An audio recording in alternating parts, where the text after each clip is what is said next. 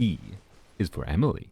And I think Emilie is actually a better character than she was when she released last year, which might be a weird statement because, I do agree with the general sentiment in that, there's not a ton of need to pull for Emilie, realistically, outside of, I think if you're a dedicated Knight player, she's a really, really nice option to have still. But the reason I think Emilie is actually a better character than she was on release is because of the fact that Moika and Pyro Traveler exist, and I have found that Emilie is at her most valuable when you have more off-field Pyro options. And when she released, there wasn't that many off-field Pyro options in the game, so she only really worked well either with like C6 Bennett shenanigans or, she did work, right? But it had to be more shenanigan-y. But now we have like Moika, and Pyro Traveler works too. I prefer E-Bot Moika heavily in part because I like Emilie so much. And Moika's E just auto-targeting enemies around you, just kind of almost always just permanently keeps up Emilie. So you have, two off-field damage dealers and Moika, doing damage buffing with 4-piece scroll. Yes, this is the build I normally use on, well, I change the exact stats around, but it depends on what other characters need my scroll artifacts. Anyways, point being, Moika plus Emilie is a combo I really like, and the fact that we have more options for off-field Pyro now, I think makes Emilie a more valuable character. But I get value out of characters that just have more team options, right? She has more team options now, and that's why I think she's gotten stronger. You very well could argue that because of the fact that they've released really strong units that have 5 billion damage when you level up their burst, land on enemies with a motorcycle and do 5 billion damage, well, is there a reason on like a you care about doing omega damage level to get Emilie over Moika if you don't have Moika yet? No, probably not, right? I'm not making a meta argument here. I'm making a Emilie has a bunch of fun teams argument, and that's my goal today. So I'm going to show you, first off, we're just going to get straight into this team. This is actually my favorite Emilie team. One notable thing with Emilie in general, the combination of doing Pyro plus Dendro and having that damage and then also having that elemental application, and then you can do something with that elemental application. She can trigger Overload and she can trigger Aggravates. Yes, we can keep up quick and uptime enough that you get consistent Aggravates. And wham blam, you got a recipe for a pretty good amount of damage output. It's a rare Clorinde team that does Aggravates without Fischl too. Although to be clear, you can use Fischl or Iansan in the last slot instead of Shallonen here. It works pretty well. Iansan in particular here instead of the Red Shredder can be better, I think, if you actually burst on Moika. I usually don't because I don't want to, but if you burst on Moika with Iansan buff up, bam, that's a good amount of damage, go figure. And it performs relatively similarly to what Shallonen performs like, even with me with a C2 R1 Shallonen. I use Shallonen, by the way, on Instructors since Moika's on scroll.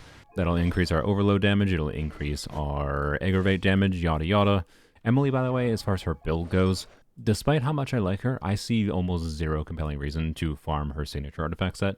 Her signature artifact set, I think, is actually more interesting to use for other characters in the team when I put Emilie in the team, right? For Emilie's own damage, Deepwood versus Reverie is not that different if nobody else on the team is on Deepwood. I personally don't feel a need right now to min-max to the extent that I would need a Reverie build on her, but it is an option to min-max her.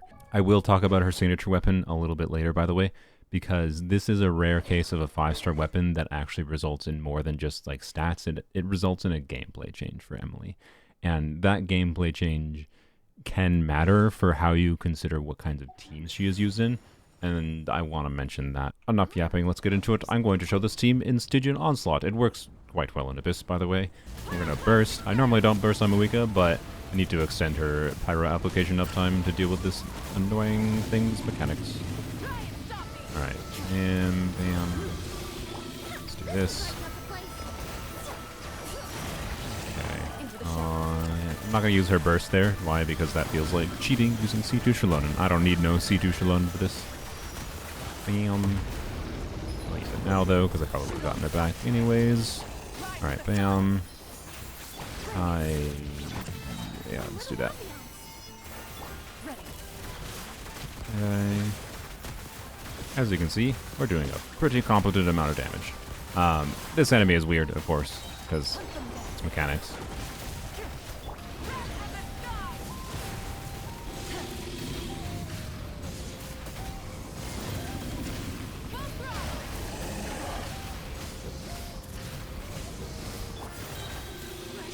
Do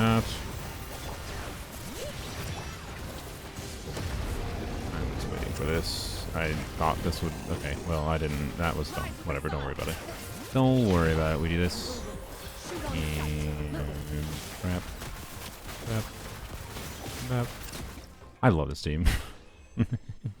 And this team is honestly an example of why I like Emilie so much in general, right? Is because you can use that Pyro aura on enemies to trigger some amount of other reactions and still use Emilie as a gender unit, right? A lot of people in their coverage for Emilie just treated her as, oh, her element doesn't matter, she's just green Xiangling, because you can't actually do anything with her being gender unit. Like, there's this weird misconception that because the burning aura persists a little bit, you just have burning permanently on the enemy and can't ever trigger another reaction. And also this weird perception that, you know, the burning aura itself isn't useful. My favorite Mualani team is also an Emilie team. Just trying to show some appreciation for Emilie and the different teams she could use. And I honestly probably should have put Xiangling here instead of Xilonen, by the way. I also didn't put Xilonen on scroll. She should definitely be at, well, yeah, she should. Look, I have her on structures still, and it's fine. Come on, can I get my burst? There we go. Okay, good. All right, do this, this. And now we can start doing damage with Mualani. And bam.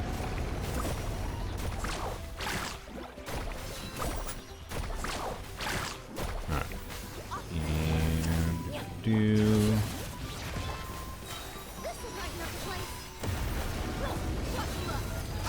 Should use the, well, I don't know if it matters that much, but maybe we'll get through its phase faster here a little bit. Bam.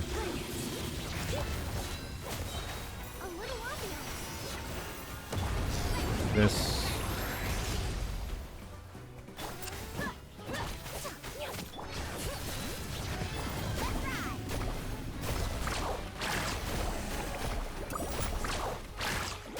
What? Why do we have not? Oh my gosh, we have Pyro going. Massive L on my part.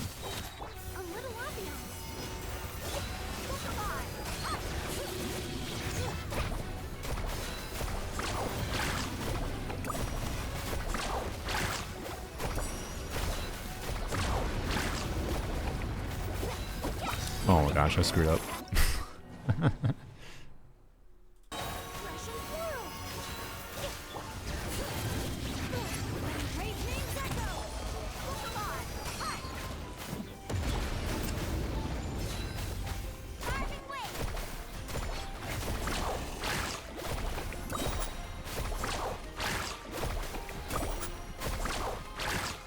Oh, did I not crit? Uh-oh, what?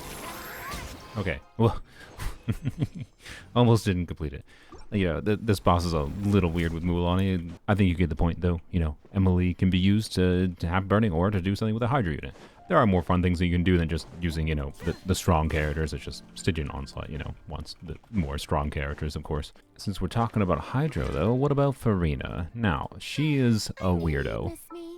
If you use Bennett, you have Pyro for Emilie, and you have Furina doing buffing and then healer for that. This is an actually pretty potent combo, and you can actually start doing inversions even. It's a little bit weird though, because of Furina's variable Hydra application. It can sometimes cause problems with the burning uptime. And this is where Emilie's weapon comes in and can actually be kind of impactful. It's where I've seen the value of it the most, is when paired with Furina. What this weapon lets you do is, you know, have a build that can have very good damage while also being able to burst every rotation. Oftentimes you still need to build a little bit of ER for it. This weapon does not completely invalidate ER needs, but it depends on the team. There's no universal answer for her ER needs with or without her weapon. But the reason this weapon can mitigate the issue of Furina's Hydra application taking over the burning and lowering her damage, because in case you aren't aware, you have to have burning going on at least every so often to keep her skill and her level 2 damage, which does literally 4 times the damage. The nuance here is that on top of the burst's damage, the burst takes whatever the current state of her skill is. So if she's already at a level 2 skill, it will store that away, do her burst damage for a few seconds, and then it'll put back on field and refresh the duration of whatever the skill level was before. So if you had level 2 Luminous cases, you will have level 2 back when you do a burst, right? If you press her skill, it will respawn her Luminous case at level 1. So watch for the little bulbs around it. Once there's 2 little bulbs, that is when, oops, get stuck. And now, there you go, right? That's how long it took for her to get to level 2. It's a few seconds of burning going on. Whoops. to be able to have her start doing real damage. And you notice this. Oh, I meant to actually cast that before it lost its bulbs. I was trying to time it really well. You can see it respawn with whatever level it's at. If I had cast that like a half second earlier, it would have respawned at level 2, and it would have kept the duration. When you recast her skill, it just is always resetting the level, and you have to have burning going on again so that it'll get up again. And that's like several seconds of burning that you have to wait for, potentially. So if you have Hydro going on at the same time, and you're just using her skill rather than using her burst, sometimes it just makes things a lot more awkward. That's the gameplay change I was talking about before. So this specific like Furina Emilie core, and also there's other Hydro units that you could use too, of course. Lumidu's Elegy here makes a gameplay difference, right? I want to mention that before I go and show a team that I think is interesting with this. You can kind of play around with the format as you like. You don't even have to use Bennett necessarily. But if you have an on-field or another off-field Pyro unit, you know, you don't necessarily need Bennett here. It's just Bennett is your Pyro and your healer, so it fulfills, you know, 2 conditions in the team at once. Who knew Bennett's strong? But you can kind of do whatever you want with this format at the end of the day. I think the most fun thing you can do is actually on-fielding Emilie. So I'm going to put Kazuha in here. Why? Because Kazuha can swirl and trigger Burgeons, and he also groups up enemies so that Emilie can do a lot more damage. So I'm going to demonstrate this in an AoE scenario because this is a circumstance of maximizing how Emilie's burst targeting works. She can get functionally a lot more burst damage, you know, without any constellations or whatever. Some people might think Emilie needs C4 to start doing real burst damage. That is definitely not the case. She just wants AoE situations more than anything else. If there is an AoE Abyss ever again in the future, hopefully soon, maybe, I don't know, please, Mihoyo, I would like AoE Abysses again. This is something very compelling. When you have off-field Hydro in the mix, you gotta be a little bit smart with your setups, so what I usually like to do is just, something like set up Kazuha Burst. Whoops, let's not forget to Furina, do Furina now. Then we do Bennett, bam. And then we can do Emilie. Then we can go like back to Kazuha, swirl things around, and you can see they're kind of getting annihilated. And Kazuha is triggering Burgeons, and bam, you do Furina. Basically, it's just a quick swappy team that just constantly has Emilie doing burning damage, or Emilie doing burning, Emilie doing her damage. Bam, I should actually technically stay on field a little bit with Emilie, because her burst doesn't snapshot, so once I swap off field, we will lose her damage contribution, but I haven't played this team in like an optimized way in a while. Let's stay on field, see what we get damage wise. 60k, so I thought I saw higher than that before, but whatever. The point is, you know, you can see we're having good damage and we're keeping up good burning uptime. Bam. Oh, that was really dumb of me. My brain got kerfuddled. It's fine. Okay. So anyway, what was I saying? I don't remember. It's really easy in an AoE scenario, I think, to keep up the burning, like level 2 skill. Well, as long as you don't reset with a skill for some reason. My energy got sucked away there, that's fine. Very easy to get it back. You know, you can have Hydro in the mix, is kind of my point. And you can see this is doing pretty good. And this was not anywhere near what I would consider optimal gameplay. I was mostly just brain offing while I was yapping. The fact that this team can be button mashed in some scenarios should tell you that, like, even though it can be annoying to do certain setups and you have to be able to recognize when things go wrong because you goof up something or whatever, right? You want to be able to pay attention to when Emilie is not at level 2 damage. Although in the circumstance, her skill damage actually doesn't matter that much because her burst is doing so much more. But normally there's not this heavy of an AoE situation where her burst is doing this much damage contribution. You do need to keep up her level 2 skill damage. Yada yada yappity yap. I really like doing some weird Burgeon shenanigans in general with Emilie, and this is just one of the examples of that. Kazuha is already being built for EM, so we can get big, you know, Burgeon damage triggers. You can on-field Emilie for satisfying big numbers from her, you know. And you make use of Furina being Hydro and weird, and Bennett buffing things, and Pyro, and yeah. Anyways, in general, I have the most fun doing something with her being a Dendro unit, right? The fact that I can make use of her as Dendro and do Burgeon shenanigans and do whatever, like, I really, really enjoy using Emilie this way. I'm going to show another thing, which is Hybrid Raiden, which we don't need to get into me explaining Hybrid Raiden, but this also does work. Do that. Okay, almost got my love sucked away. My love? What? What? My brain. Don't do that. Bap. Now. Bam. Bam. I got a burst. I should have Raiden E before that. That was dumb, but oh well. Oh, they all avoided my burst damage. Okay. Well, that was terrible. This one is a bit more tricky to play, in case it's not obvious. I lost my level 2 skill there. And also I just lost my... Okay, we're gonna do this. I should have waited to do that, but whatever. The reason this one's more tricky to play is because Raiden's Electro application plus the Hydro application is enough to make things a bit more awkward. Like, this team is probably one I cannot possibly recommend without Emilie's signature weapon, because even with Emilie's signature weapon, it can be really awkward, as you see, to keep up her level 2 skill, and I'm doing a bad job of it. I just wanted to show a brief showcase, at least, of the things working, and quite frankly, what I get into here is that I like Emilie as a universal Dendro support for doing off-field Dendro things more than Nahida. I don't hate Nahida or anything, but Nahida has some minor annoyances in her kit. I don't like how long her burst animation is. She doesn't adapt to new waves like Emilie can, but of course Emilie is single target, Nahida's more AoE.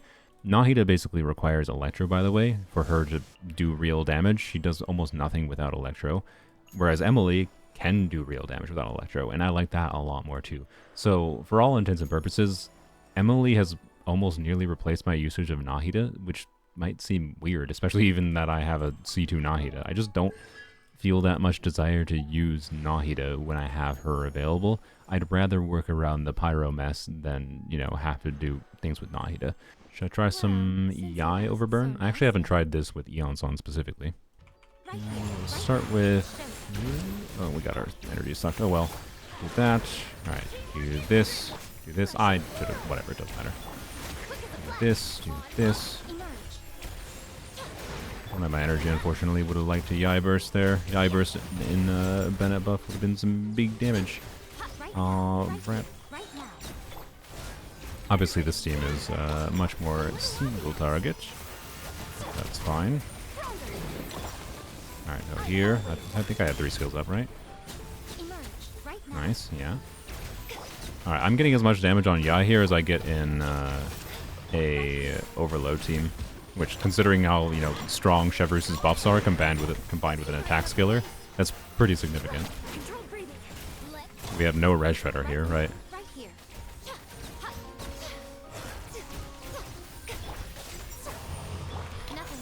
I didn't do that in Bennett buff, whatever.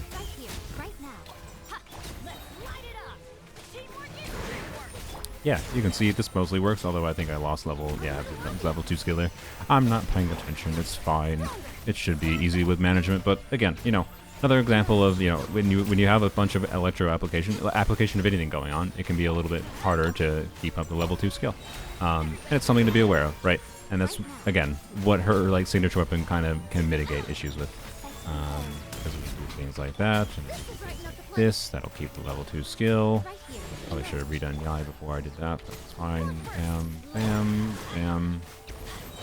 Yep, kept up. Oh, I did keep up level 2 skill, but I now have no Bennett, and I'm gonna die. Oh boy. Alright, do this.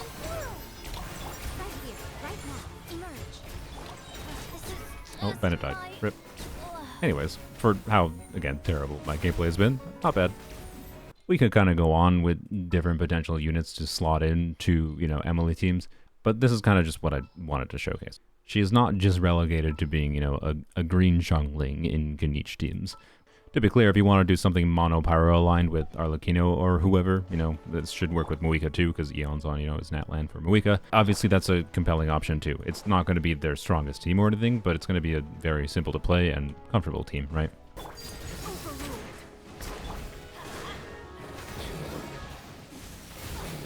Why did I have to die? I'm just spinning for it. There we go. Got energy finally. I should have done that after. Whatever, it's fine. Bam, bam.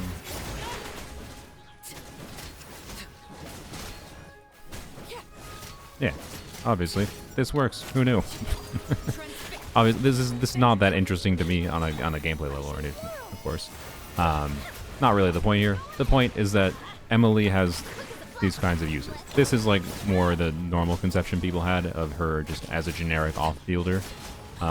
If you, as like an alternative to Xiangling or something, which let's be real, like, Xiangling is a valuable enough character that being an alternative to Xiangling, if you were, you know, primarily playing Mono Pyro Arlecchino before, is quite compelling.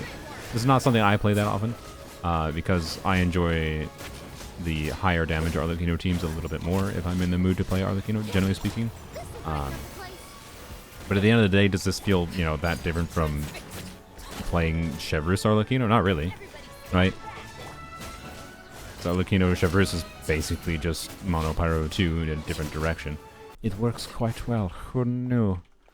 This was something I did after Muika's release, and I don't remember what Electro unit I used in the off-field slot, because you really need to, you know, have Quicken going for Alhaitham to have good damage. And it works. But, I don't know. Like, in some ways it was kind of my favorite Alhaitham team, but I still didn't enjoy playing Alhaitham without getting into the nuances of Alhaitham's kit. I'm a bad Alhaitham player, it's fine. We can just... Oh yeah, Navia needs off-field applications, and occasionally you have to quick swap to Bennett. You know, Navia is flexible for swapping out, and quick swap to Bennett, presses E, and you're kind of good, right? Oh yeah, of course, I forgot about Burn Melt. You can do Burn Melt things with Ganyu. The selling point of Burn Melt, I would say, is definitely just convenience of play, rather than, you know, it's better. You know what, let's end off the video with doing DPS Lanyan with Emilie instead of Furina.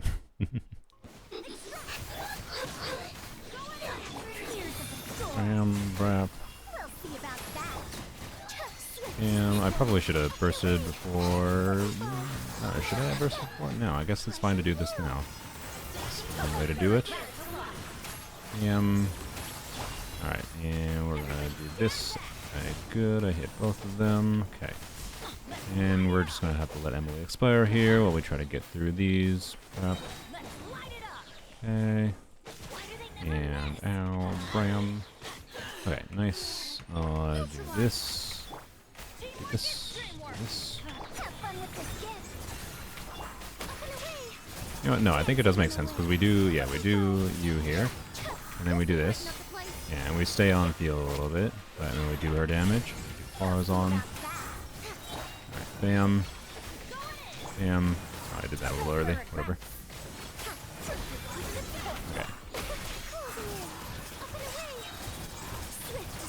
And Emilie Burst. This actually did way better than I thought it was going to do. I mean, this is an Abyss that incentivizes Pyro and whatever, so, you know, who knew?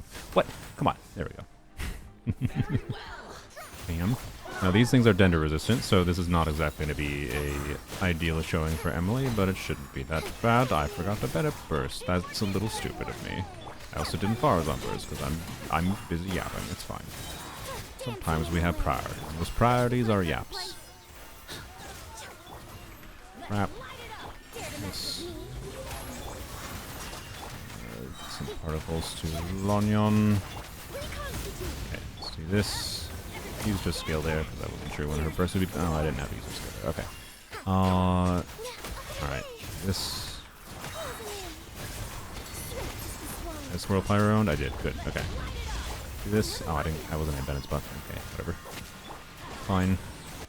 Do this. Guess this here. Okay. That should target, yes. Okay, we do this.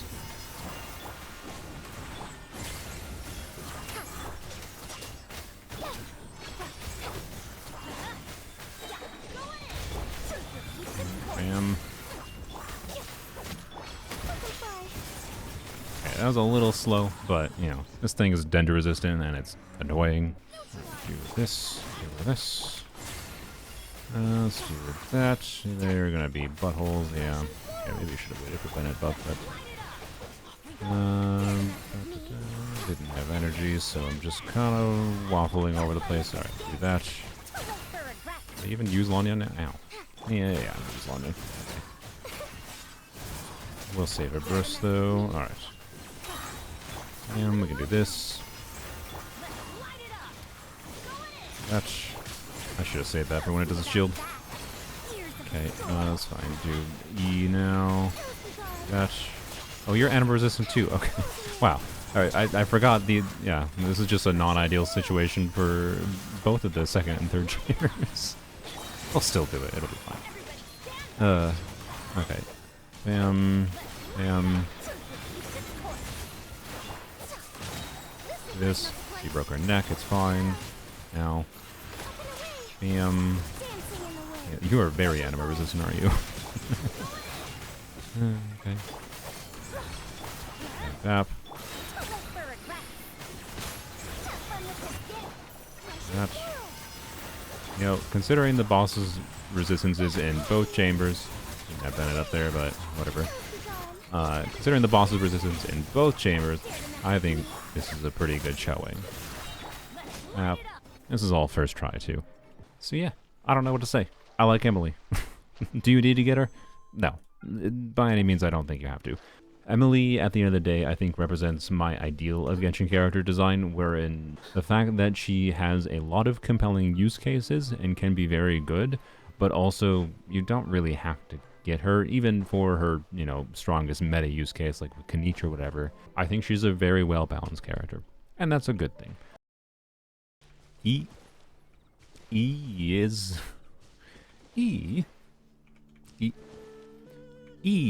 for Emilie. Why? There's so many ways to say E. E is for Emilie. E is for Emilie. E is for Emilie. E is for Emilie.